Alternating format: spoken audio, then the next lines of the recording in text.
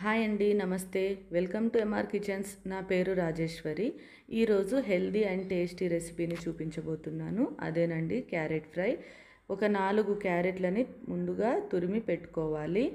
ఒక onion, 2 పచ్చిమిర్చీలని cut చేసి పెట్టుకోవాలి చూపిస్తున్న విధంగా.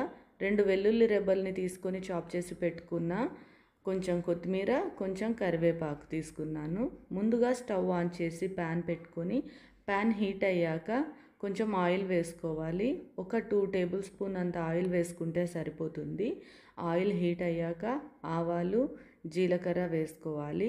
ముందుగా కట్ చేసి పెట్టుకున్న ఆనియన్స్ని కూడా వేసుకొని పచ్చివాసన పోయేంత వరకు ఫ్రై చేసుకోవాలి. పెద్దగా టైం ఏం పట్టదండి, ఒక 2 మినిట్స్ ఫ్రై చేస్తే సరిపోతుంది. ఇంకా త్వరగా వేగాలంటే కొంచెం సాల్ట్ వేసుకుంటే త్వరగా ఫ్రై అయిపోతాయి. అలాగే పచ్చిమిర్చి వేసుకొని ఒక్కసారి కలుపుకొని 1/2 టీ స్పూన్ పసుపు వేసుకుందాం. పసుపు కొంచెం వేసుకుంటే సరిపోతుంది, ఎక్కువ అవసరం లేదు. ఒకసారి కలుపుకున్నాక కరివేపాకు వేసుకోవాలి. కరివేపాకు కూడా ఎక్కువగా ఫ్రై అవ్వాల్సిన పని లేదు, జస్ట్ 2 సెకండ్స్ అలా ఫ్రై చేసి వెల్లుల్లి చాప్ చేసుకున్నాం కదా, అది కూడా వేస్తున్నాను. అలాగే రుచికి సరిపడినంత ఉప్పు వేసి ఒకసారి మిక్స్ చేసుకోవాలి. ముందుగా తురిమి పెట్టుకున్నాం కదా, క్యారెట్ తురుము కూడా వేసేసుకొని బాగా కలిపి ఒక 5 మినిట్స్ మీడియం ఫ్లేమ్లో పెట్టుకొని మూత పెట్టేసి మగ్గనివ్వాలండి. వాటర్ వేయాల్సిన పని లేదు, ఎందుకంటే క్యారెట్లో తడిదనం ఉంటుంది కాబట్టి మగ్గిపోతుంది. ఒక 5 మినిట్స్ తర్వాత ఇలా ఫ్రై అయి ఉంటుందండి. ఇప్పుడు సాల్ట్ సరిపోయిందో లేదో చూసుకొని అడ్జస్ట్ చేసుకోవచ్చు.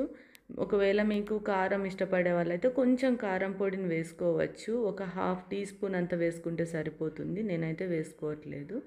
కొంచెం కొబ్బరి పొడిని వేసుకుంటే టేస్ట్ బాగుంటుంది, ఇది ఆప్షనల్ అండి, మీకు నచ్చితే వేసుకోండి, లేకపోయినా బాగుంటుంది.